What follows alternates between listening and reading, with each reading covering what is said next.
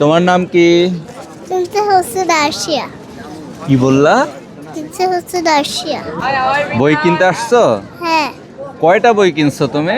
একটা। আমরা কয় ভাই বোন? তুই ভাই।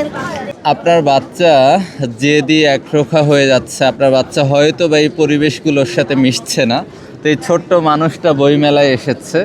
তো ওর ছোট্ট মানসিকতায় অনেক বড় প্রভাব ফেলছে নিশ্চয়ই এই বইমেলা। তো কার সাথে আসছো তুমি? বাবা আমার সাথে। বাবা মার সাথে বড় হয়ে কি হতে চাও? প্রিন্সেস। কি হতে চাও? প্রিন্সেস। প্রিন্সেস?